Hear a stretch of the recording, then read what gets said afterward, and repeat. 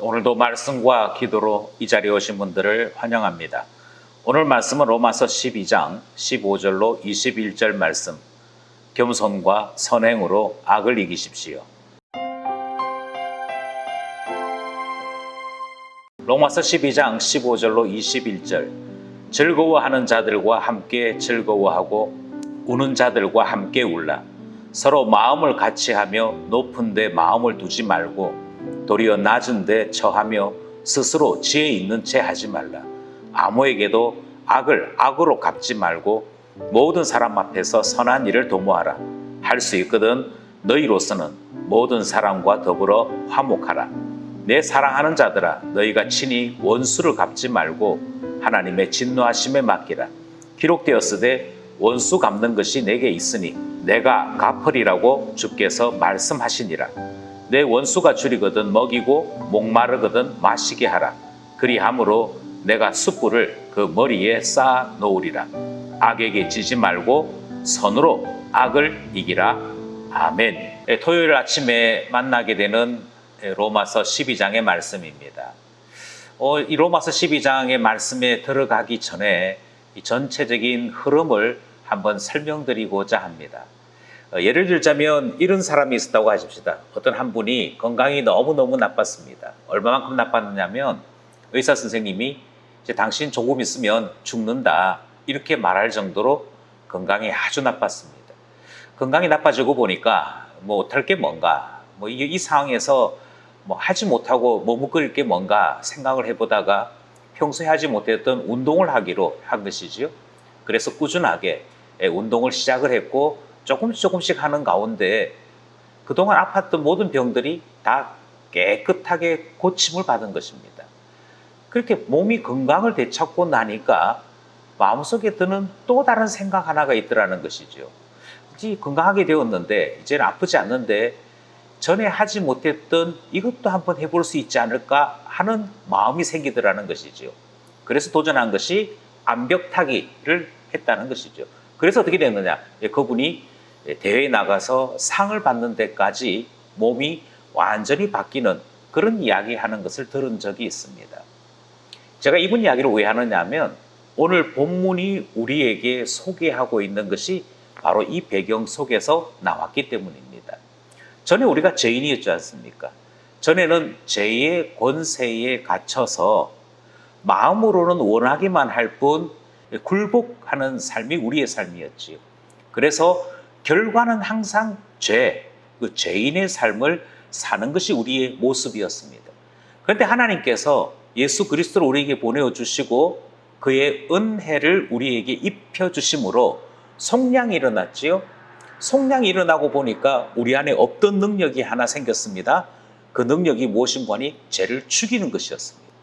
그리고 의로는 점점 더 힘을 얻어서 살아나는 것이 우리에게 일어나는 일이죠. 그래서 전에는 죄인이었는데 자꾸 바뀌게 됩니다. 바뀌게 돼서 어떻게 되는가 하니 거룩하고 흠이 없는 하나님 자녀로서의 그 감격, 그 가능성을 누리게 된 것이죠. 이제 건강해진 것입니다.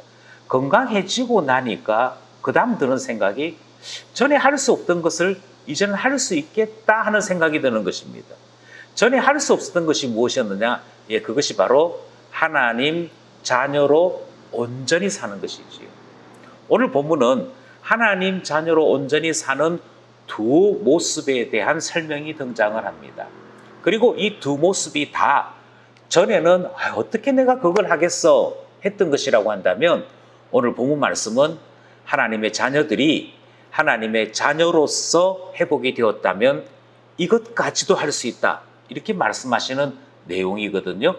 오늘 본문 말씀 들어가서 그것이 어떤 것인지 살펴보고 우리들 마음속에 주님 이 또한 우리의 삶이 되기를 원합니다 기도하는 그런 우리 되었으면 좋겠습니다. 이제 본문 안으로 들어가겠습니다. 15절 말씀이죠. 즐거워하는 자들과 함께 즐거워하고 우는 자들과 함께 울라. 미리 말씀드리고 싶은 것은 15절로부터 18절이 한 부분을 이룹니다. 그러니까 오늘 본문에 두 개가 소개된다고 그랬는데 이 첫 번째 부분이 15절에서부터 18절까지고요. 15절에서부터 18절까지의 소개 속에는 어떤 것이 포함되어 있는 거 아니? 교회 생활을 하다 보면, 신앙생활을 하다 보면 매우 다양한 사람들 만나지 않습니까? 그 매우 다양한 사람들 속에서도 우리는 사랑을 실천할 수 있다. 이제 이 말씀이 주제가 되어지고 전달되어지는 것이죠. 어떤 다양한 사람들이 있느냐? 15절은 이렇게 소개합니다. 먼저 즐거워하는 자들이 있습니다. 그 즐거워하는 사람들이란 아마 좀 잘된 일들을 경험한 사람일 수 있을 것입니다. 또는 뭐 성공을 했거나 진학을 했거나 자녀에게 좋은 소식이 있거나 재산이 늘어났거나 뭐 이런 일들일 수 있습니다. 그래서 어떻게 보면 자기 자랑이 될 수도 있는 그런 것이잖아요. 그런데 그 사람 자체는 너무 즐거워하는 거예요. 내게 이런 일이 일어났어요. 내게 이런 일이 일어나서 너무너무 기뻐요. 라고 하는 일이 우리들의 공동체 가운데 생겨날 수 있습니다. 그런 이야기를 듣다 보면 그렇지 못한 나의 형편에서 때로 질투가 나기도 하고 화가 나기도 하지요.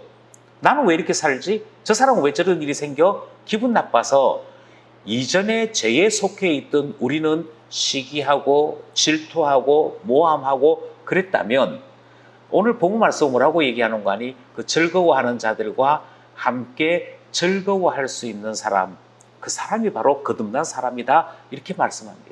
그래서 즐거워하는 자들과 함께 즐거워하고 이렇게 말씀하죠. 이어서 슬픈 일 당한 사람 있지 않습니까? 억울한 일 당한 사람 있지 않습니까? 예, 교회 공동체 안에는 여러 다양한 사람들이 있습니다. 어떤 사람은 생일을 맞는데 어떤 사람은 바로 그날 장례식을 치러야 되는 사람도 있습니다. 그래서 즐거워하든 우는 사람을 만났든 우리는 즐거워하는 자들과는 함께 즐거워하고 우는 자들과는 함께 울 수 있는 사람 되어야 한다 말씀하는 것이지요. 각각의 사람들에게 우리는 사랑을 실천하는 사람 되어야 합니다. 매우 다양한 사람들을 만나겠으나 성경 말씀은 각각 실천하는 사람 되라고 말씀하는 것이죠. 16절 말씀, 서로 마음을 같이하며 높은 데 마음을 두지 말고 도리어 낮은 데 처하며 스스로 지혜 있는 채 하지 말라. 이 16절 말씀의 배경을 가만히 생각해 보시면 16절 말씀은 경쟁을 유도하고 자기 자랑을 하려는 사람들을 만났을 때 주시는 말씀입니다. 내가 너보다는 나 이런 이야기를 듣게 되면 우리 속에 괜한 옹심이 생기거든요. 뭐? 너가 나보다 나? 이런 마음이 생기게 되면 우리는 자연스럽게 경쟁 안으로 들어가게 됩니다. 경쟁 안으로 들어간다는 말은 우리 스스로가 아무리 생각해도 내가 너보다 나은 것 같은데 이 마음 가지게 되고요. 그러다 보면 자꾸 높아지려고 하는 마음에 빠지게 됩니다. 그런데 성경은 뭐라고 말씀하시냐면 마음 같이 하고 높은 데 마음 두지 말아라. 저는 최고가 되는 것입니다. 저는 누구보다도 가장 뛰어난 사람 되는 것입니다. 이것은 그리스도인들의 마음이 아니고요. 사랑이라고 하는 마음하고는 거리가 아주 먼 것입니다. 도리어 그리스도인의 마음은 낮은 장소를 찾아서 낮은 데로 임하는 것, 낮은 곳에 찾아가는 것, 그것이 그리스도인의 마음, 신자의 마음이다 이렇게 말씀을 하고 있습니다. 그래서 뭐 하지 말라고 하냐면 스스로 지혜 있는 채, 나 잘난 척, 내가 똑똑한 척 하지 말라고 말씀합니다.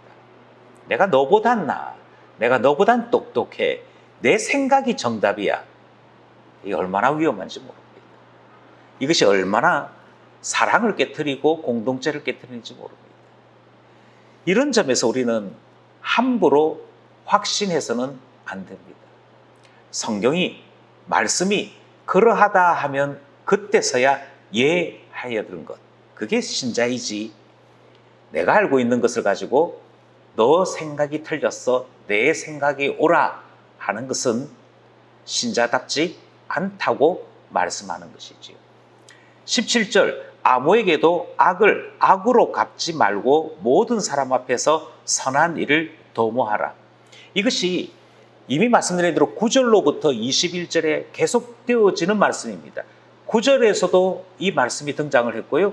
21절에서도 이 말씀이 등장했습니다. 그리고 중간중간 이제 바꿔 말씀드리면 15절부터 18절이 한 부분을 이루면서 또다시 강조합니다. 이게 핵심이 뭐냐면 우리가 반드시 선하게 사는 것이고 악에 빠져서는 안 되는 것이고 선으로 악을 이기는 삶, 그것이 성도의 삶이야. 사랑하는 것이 성도의 삶이야. 그 관점에서 공동체 안에 어떤 사람을 만나든지 간에, 공동체 안에 어떤 사람을 대하든지 간에 우리 서로 인정해주고 존중해주고 그러면서 우리 자신이 좀 낮아지면 우리 하나님 앞에 천국과 같은 공동체 생활이 가능하지 않겠니? 그러니 너가 사랑의 사람으로 교회 생활, 신앙 생활 하도록 해. 그 말씀이 17절 말씀이죠. 그래서 자꾸 반복합니다. 아무에게도 악을 악으로 갚지 말아라. 이 말씀은 자꾸만 곱씹어야 합니다. 왜냐하면 우리 안에 혈기 있거든요. 우리 안에 보복하고 싶은 마음이 있거든요. 우리 안에 순간순간 불쑥불쑥 오르는 그 예전에 그 죄된 삶들이 있거든요. 그래서 나를 좀 물렁하게 보내 이런 마음이 들 때 가졌던 그 생각들, 그게 대부분 다 악을 악으로 갚는 것이거든요. 그런데 성경은 명확하게 말씀합니다. 우리가 긍휼히 여김받아서 구원 얻은 존재인 줄 안다면 주님 앞에 이 마음 품으며 하나님의 자비하신 그 마음을 꼭 기억하면서 살아야 되는 것이지, 내가 한번 저거 어떻게 해보 이런 생각은 아예 안 된다. 우리의 목표는 선으로 악을 이기는 것이며 할 수만 있으면 모든 사람들에게 선한 일 행하는 것, 그것이 우리 삶의 원칙이다. 이 말씀이 17절에 등장하는 것이죠. 18절 말씀이 다시 한 번 더 반복합니다. 할 수 있거든. 너희로서는 모든 사람과 더불어 화목하라. 예, 15절에서부터 18절 어떤 사람을 만나지? 다양한 사람들 속에서도 신자는 사랑하는 사람 되어야 한다. 이 말씀이 주어진 첫 번째 부분의 말씀인 것입니다. 이어서 19절로부터 21절이 등장을 하지요. 19절, 내 사랑하는 자들아 너희가 친히 원수를 갚지 말고 하나님의 진노하심에 맡기라. 기록되었으되 원수 갚는 것이 내게 있으니 내가 갚으리라고 주께서 말씀하시니라. 벌써 딱 대상이 등장하지요. 이번에는 공동체 안에 있는 형제 자매들이 아니고요, 원수입니다. 여기서 말하는 원수는 생명의 위협을 가하거나 또는 반대로 죽이고 싶은 마음이 드는 대상을 두고 하는 얘기입니다. 이런 사람들에게는 상처받았기 때문이겠지요. 이와 같은 사람들에게는 아주 큰 고통을 경험했기 때문이겠지요. 그런데 성경은 19절로부터 21절 사이에 너는 원수 앞에서도 신자여야 한다, 이 말씀을 하는 것입니다. 아마 이 말씀이 거듭나기 전의 사람이라면 못합니다. 어떻게 그게 가능합니까? 하지 않았겠습니까? 그런데 은혜를 체험했다면 그 은혜를 따라 내가 예수 그리스도의 십자가 은혜로 구원에 이르고 하나님과 가까워지고 성령 안에서 선한 것을 이루는 것을 경험했다면 이것도 가능할 수 있겠네 하게 된다는 것이죠. 그 가장 중요한 변화가 어떻게 나타나냐? 원수 앞에서 우리의 삶이 어떻게 달라지는지 그게 나타나거든요. 그래서 19절, 내 사랑하는 자들아, 내 사랑을 입은 자들아, 나와 가까워진 너희들아. 그리고 하시는 말씀이 너희가 친히 직접 원수 갚으려고 하는 생각 하지 말아라. 이렇게 말씀하시는 것이죠. 여기서 우리는 또 하나 중요한 변화가 필요한 것을 보게 됩니다. 원수, 저 사람은 나의 원수라고 할 때 대부분의 사람들은 자기 판단을 확신합니다. 나는 괜찮은 사람, 저 사람은 나쁜 사람. 저 사람이 한 행동은 죽어 마땅한 것, 내가 한 행동은 얼마든지 이해가 되어지고 다른 사람들한테 인정받을 만한 행동, 이런 판단이 먼저 섭니다. 참 놀라운 사실은 원수를 가진 사람들마다 이 생각이 바뀌어지지 않습니다. 틀림없습니다. 저 사람 정말 나쁜 사람입니다. 저 사람은 죽어도 쌉니다. 이런 판단들이 거의 대부분 바뀌지 않습니다. 그런데 19절 말씀은 그 판단마저도 하나님께 맡기라는 것입니다. 그 진노하심은 하나님께서 알아서 하실 일이니까 하나님께 모든 것 다 맡겨라. 심판하는 것 맡겨라. 응징하는 것 맡겨라. 보복하는 것 맡겨라. 다 맡겨라. 이 말씀이 19절 말씀이죠. 그래서 다시 한 번 더 인용을 합니다. 뭐라고 말씀하시냐면 원수 갚는 것이 하나님께 있다. 내게 있다. 그러니 내가 알아서 갚을 것이니 내가 알아서 보복할 것이니 너는 맡기고 가만히 있어라. 이렇게 말씀하시는 것이죠. 무엇이 필요하다고요? 판단하는 것도 필요합니다. 보복하기를 원하여 내가 저 사람에게 이렇게 위해를 가하고 싶다는 모든 생각, 모든 마음의 들끓음, 그것마저도 다 맡기라고 말씀하십니다. 판단하는 분이 하나님이시고 보복하시는 분이 하나님이시다. 하나님께 다 맡기래. 20절, 내 원수가 줄이거든 먹이고 목마르거든 마시게 하라. 그리함으로 내가 숯불을 그 머리에 쌓아 놓으리라. 여기서 이제 진짜 큰 숙제를 만나는 것이죠. 주님은 계속해서 말씀드립니다. 원수 앞에서도 너는 신자여야 한다. 신자의 가장 뚜렷한 변화는 사랑이라고 그랬지 않습니까? 예, 사랑하는 사람 되는 것. 주님이 나를 사랑해 주셨으니 나도 사랑하겠습니다. 내가 주님 앞에 원수였는데 원수였던 나를 사랑하셨으니 나도 주님처럼 원수에게 사랑 베풀겠습니다. 이게 참 변화라고 성경이 말씀하고 있는 것이거든요. 은혜를 아는 자들이 보이는 변화라고 말씀하시잖아요. 그래서 20절 말씀에 원수 만나거든 보복할 생각하지 말고 적어도 그 원수의 생명은 보존되도록 해줘야 된다. 줄이거든 목마르거든 이것은 생명의 위협을 받는 비참한 상태이지요. 그 비참한 상태에서는 손 내밀어 도와주는 거 해야 한다는 것입니다. 그래서 마시고 먹이고 하는 것까지 해라. 그랬을 때 하나님께서 보시고 이런 사람을 너가 그동안 못 살게 했단 말이냐. 그래서 심판이 훨씬 더 엄중하게 머리 위에 숯불을 두는 것이니까 얼마나 엄중한 심판이겠습니까? 하나님께서 얼마나 혹독하게 심판하시겠습니까? 결국 심판하시는 분이 하나님이신데 그 하나님 앞에 선하고 아름다운 하나님의 사람으로 나타날 때 주님이 더 신속하게 더 분명하게 심판하실 것을 믿는다면 신자는 이렇게 해야 된다. 너는 사랑하고 맡기면 된다. 하나님이 알아서 하실 것이다. 이 말씀이 20절 말씀이죠. 이 행동의 모습은 다시 말씀드립니다.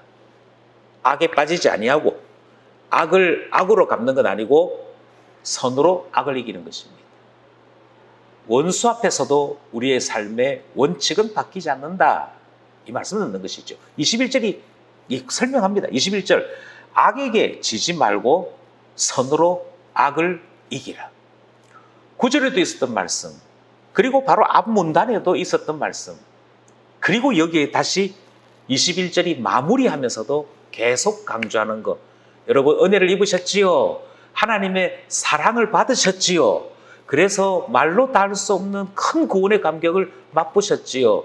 그렇다면 우리가 이제는 변화된 사람으로 살아야 되겠습니다. 가장 뚜렷한 변화는 사랑인데 그 사랑을 하면 하나님의 사랑에는 거짓이 없습니다. 악이 없습니다.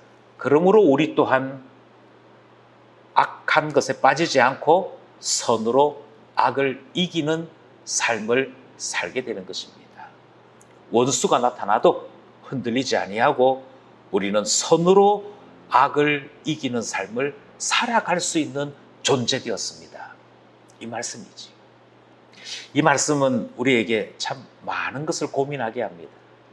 많은 것을 고민하게 할 뿐 아니라 우리로 하여금 많은 도전도 제시합니다. 오늘 본문 말씀이 우리에게 무엇이라고 말씀하시냐면 너 이제는 너가 판단하지 말고 하나님 앞에 좀 맡겨봐 하는 말씀이 등장이 되었습니다. 아니 틀림없다니까요. 이 생각력, 이 생각을 맡기시라고 그래요. 저는 보수에 속해 있는 사람을 만날 때도 있고 진보에 속해 있는 사람을 만날 때도 있어요. 참 놀라운 사실은 보수에 속해 있는 분 만나면 자기 생각이 항상 올 때예요. 진보에 속해 있는 분 만나면 자기 생각이 항상 올 때예요. 그래서 어떻게 하느냐면 자꾸 정죄해요. 서로가 서로에 대해서 너가 틀렸어 라고 얘기하고요. 심지어 내 생각은 틀림없다고 자꾸 주장합니다.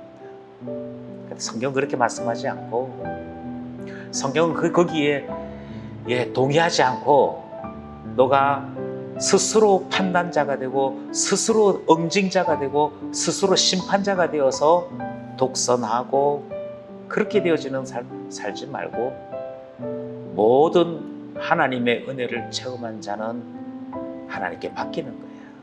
우리가 그의 판단, 그의 생각, 그의 경륜을 측량할 수 없어.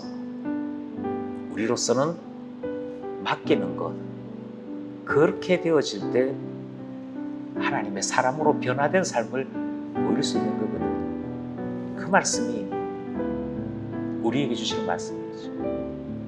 공동체 안에 수많은 사람 만날 때에도 우리가 해야 될 일은 판단이 아니고요, 정죄가 아니고요, 사랑 베품으로 교회가 한 몸 되게 하는 것, 그게 우리가 해야 될 일이라고 하는 말씀을 들은 것입니다. 두 번째로 우리는 원수 앞에서도 하나님의 사람답게 행동하라 하는 말씀을 듣습니다. 축복하고요, 저주하지 말라 하시잖아요. 그러니까 어떤 상황에서도 어떤 순간에도 우리는 은혜 안에 있는 사람, 주님의 구원 가운데 있는 사람으로 살아야 할 것을 말씀합니다. 우리의 삶에 계속 나타내야 될 것이 하나님의 자비하심, 하나님이 나를 얼마나 사랑하셨는지 그것 나타내는 삶을 살라고 말씀하시잖아요. 아마 인간적인 힘으로는 안 될 겁니다. 내 생각이나 내가 지금까지 살아왔던 그것 가지고는 안 될 것 같습니다. 성령에 충만하여 우리 주님이 주시는 그 신앙의 열심이 있어야만 이 삶을 실천할 수 있을 것 같습니다. 그러니 우리의 삶이 이 말씀대로 살아갈 수 있도록 은혜를 부어주십시오. 세상이 나를 만들지 아니하고 하나님의 은혜가 나를 빚어가는 그런 사람 되게 해주십시오. 기도해야 될 것입니다. 마지막으로 우리는 악을 선으로 이겨야 하는 놀라운 숙제를 부여받았습니다. 정의, 상식, 나가서 물어봐. 모든 사람들이 내 말에 동의하지. 이런 말로 우리는 자꾸만 악을 정당화시킵니다. 내가 욕하는 것이 옳은 일이고, 내가 정죄하는 것이 옳은 일이고, 내가 다른 사람에 대하여 마음으로 살인하는 것이 옳은 일이라고 자꾸 이야기합니다. 그게 악에게 지는 것인지 알지 못한 채, 자꾸만 악을 악으로 갚으려고 하는 것인지 알지 못한 채, 저 사람이 잘못되었다고 나도 잘못되어도 되는 것이냐 착각할 때가 있습니다. 아니고요, 성경은 다른 사람을 핑계 삼아 악에 빠지지 말라 말씀하시고, 우리로는 선하게, 선으로 악을 이기라 계속 말씀하시는 그 말씀을 들은 것입니다.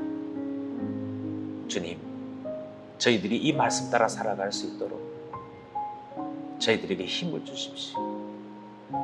저희들 마음속에 긍휼의 마음을 채워주십시오. 그래서 진짜 내가 하나님의 사람 맞구나, 우리 스스로가 놀랄 만큼 거룩한 삶을 주십시오. 기도하게 되는 것이죠. 이 말씀을 붙잡고 살려고 할 때, 이 말씀을 붙잡고 기도할 때 주님께서 말씀대로 사는 기적 베풀어 주시기를 간절히 소원합니다.